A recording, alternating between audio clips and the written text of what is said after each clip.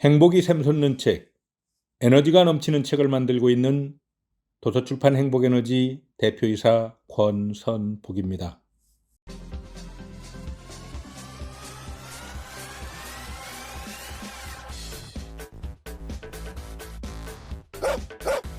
쿠웨이트 역사상 다시는 없을 최대 규모의 공사가 있었습니다. 쿠웨이트 남부 지역인 쉐이크 자유무역 지역과 북부 지역인 수비아 지역을 잇는 36.14km의 길이와 쉐이크 자유무역 지역과 쿠웨이트 북서부 도하 지역을 잇는 12.43km 길이의 이 공사는 이를 합쳐 무려 48.57km에 달하는 세계에서 가장 긴 다리를 짓는 공사였습니다. 문제는 이것을 누가 짓느냐는 것이었는데요. 당시 수많은 세계의 건설사가 이 공사를 따내기 위해 쿠웨이트로 몰려들었습니다.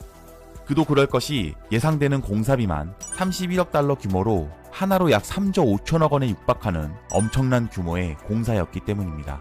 이뿐만이 아닙니다. 다리 개통을 통해 향후 진행될 중동 지역의 대규모 프로젝트에 추가적인 수주들이 연이어 이어질 수 있는 잠재성까지 가지고 있는 그야말로 황금알을 품은 거위라고도 알려진 그런 공사건이었는데요.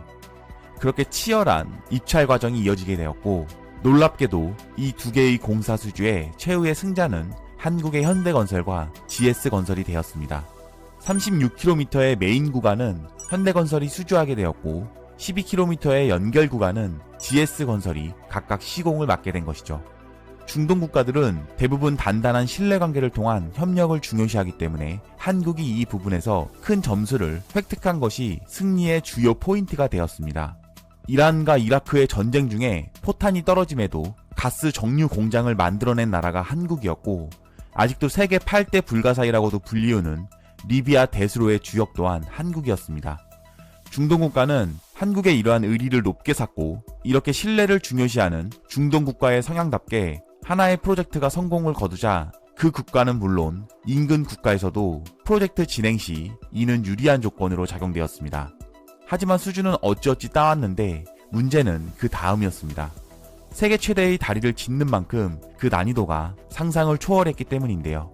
총 36.1km 길이의 다리가 어느 정도냐면 서울 광화문에서 경기도에 위치한 수원까지의 거리에 맞먹는 길이로 이를 바다 위에 지어야 하는 지옥 같은 환경이 그들을 기다리고 있었던 것이었습니다.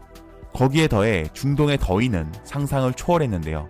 그것도 바다 위에서 계속 일해야 하는 상황으로 파도나 너울 등이 작업자들에게 말도 못할 고통을 주면서 급기야 여름에는 날이 선선해지는 밤에 공사를 진행하는 방법을 택하기도 하면서 그야말로 밤낮 없이 다리 건설에 매달려야 했습니다. 다음 문제는 말 그대로 바다를 가로질러야 하는 엄청난 길이에 있었는데요. 결국 이것을 제 시간 안에 그리고 정해진 수주 금액으로 지어내기 위해 현대건설이 택했던 방식은 설계와 시공을 동시에 진행하는 이른바 패스트트랙 방식이었습니다. 패스트트랙을 활용한 공사의 진행 방식은 다음과 같았습니다. 우선 기초를 이루는 교각을 40에서 60m 간격으로 세웁니다. 그리고 이와 동시에 수비아에 있는 공장에서는 이런 교각 위에 얹을 상판을 제작합니다. 이 상판의 무게만 해도 하나에 1800톤으로 이 또한 세계 최대의 다리 규모에 맞게 다리 상판으로는 세계 최고의 무게였습니다. 교량의 경우 현장이 바다 한가운데였기 때문에 일반적으로 진행되는 것처럼 레미콘으로 콘크리트를 붓는 과정으로 일을 진행할 수 없었습니다. 그렇기 때문에 미리 다른 공장에서 상판을 제작하여 이를 현장으로 옮겨오는 과정을 택한 것인데요. 이것은 말은 쉽지만 1800톤의 상판을 바다 한가운데로 가져가서 23m 높이에 그리고 직경 3m 기둥 위에 이것을 얹는 것이 과연 쉬웠을까요? 그래서 이들은 론칭 겐트리와 플로팅 크레인을 이용합니다. 자벌레를 닮은 론칭 겐트리는 수심이 얕은 곳을 담당하였고, 엄청난 규모로 무리를 활보하는 플로팅 크레인과 그 밖에 운반을 담당하는 스크래들 캐리어 등 최고의 장비들을 모두 활용하여 총 1000여 개의 상판이 이틀에 하나꼴로 상단에 올라가는 기적적인 상황을 연출하게 됩니다. 이 크레인들 모두가 바다 위에서 움직일 때는 마치 21세기 SF 영화를 보는 듯한 장관을 만들어냈는데요. 이러한 방식 등을 통해 결국 해당 공정을 66개월 만에 마무리 지을 수 있게 됩니다. 실제 해당 공사를 담당했던 현대건설의 한 담당자는 당시의 상황에 대해 이렇게 이야기합니다. 다리를 떠받치는 철근으로 만든 기둥이 1160개가 되는데 이것을 바다에 40에서 60m 간격으로 놓아야 하기 때문에 이를 위해 해저에 수십 미터씩 땅을 파야 했습니다. 이것은 바지선을 이용해 특수 굴착 장비를 탑재해 해상 플랜트를 이용해서 해저에 심었는데요. 이런 기둥을 하루에 한 개씩 바다로 옮겨와 심었고 그렇게 3년이 넘는 시간이 걸렸습니다.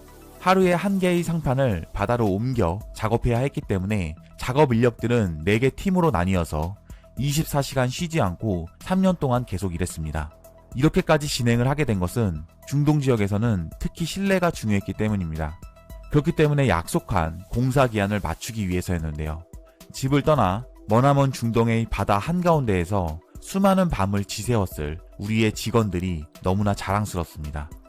이 압도적인 규모의 공사를 완성해내기 위해 섬 중간에 해당 공사를 담당할 총괄관리본부, 방제유지관리, 구호시설, 변전소 등을 놓기 위해 축구장 약 13개 크기의 인공섬까지 만들어내는 노력으로 결국 그렇게 2019년 5월 쿠웨이트 셰이크 자베르 코즈웨이 해상교량 공사가 마무리되었습니다. 규모로는 1984년 리비아 대수로 이후 국내 건설사가 해외에서 수행한 토목 공사 중 최대 규모였으며 다리 길이만 놓고 보면 전 세계에서 가장 긴 역사상 전례가 없는 공사이기도 했습니다. 쿠웨이트에서 또한 국책 사업으로 여길 만큼 중대한 프로젝트였기에 해당 완공 시에는 쿠웨이트 국왕인 알사바 국왕을 비롯해 주요 정부 인사들과 우리나라의 이낙연 총리 등 각계 인사 400여 명이 참석하여 이를 축하했습니다. 한편 연결 구간을 수주하게 된 GS건설 또한 이를 훌륭히 완수해내었는데요. 도하링크 프로젝트라고도 불리었던 이 공사는 GS건설이 쿠웨이트에서 수주한 첫 번째 공사였을 만큼 그 의미가 남달랐습니다. 이들 또한 중동의 공사 환경 때문에 쉽지 않은 과정들을 겪어왔는데요. 안반 없이 조밀한 모래로만 구성된 중동의 집안 특수성을 고려해 GS건설은 이를 해결하기 위해 각종 집안 조사와 11회의 대규모 말뚝 재하 시험 등을 통해 이를 증명하고 공사를 진행해 나갈 수 있었습니다.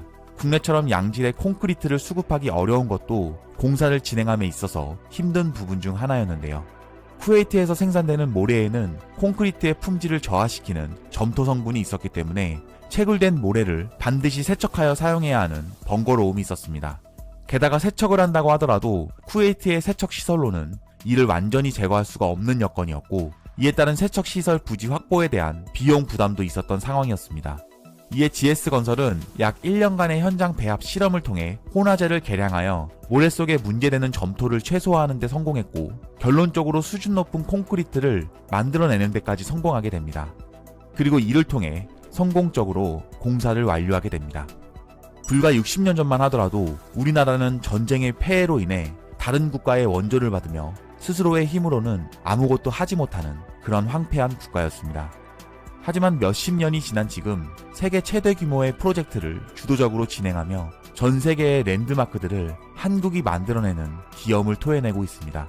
아랍에미리트의 부르주 할리파, 대만의 타이페이 101, 말레이시아의 페트로나스 트윈타워, 베트남의 랜드마크 7이, 싱가포르의 마리나베이 샌즈 호텔, 말레이시아의 페낭대교 등 현재 각 국가를 대표하는 랜드마크들이 그 결과물입니다.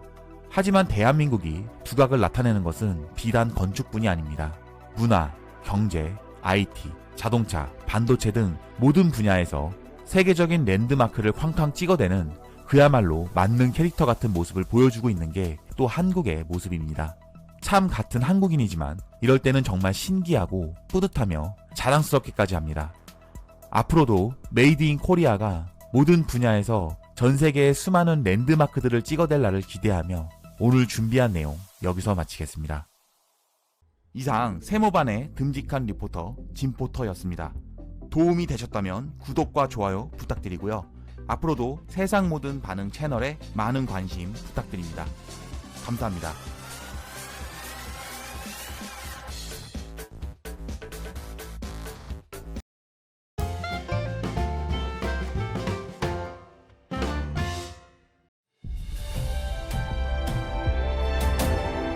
남과 같이 해서는 잘 될 수 없다는 신념으로 부단한 노력을 하고 있습니다. 한 권의 책이 한 사람의 운명을 바꿀 수 있고 한 사람 한 사람 운명이 모여서 한 나라의 국운을 바꿀 수 있다고 생각합니다. 사람은 책을 만들고 책은 사람이 만든다는 신념으로 베스트셀러를 만들어 내겠습니다.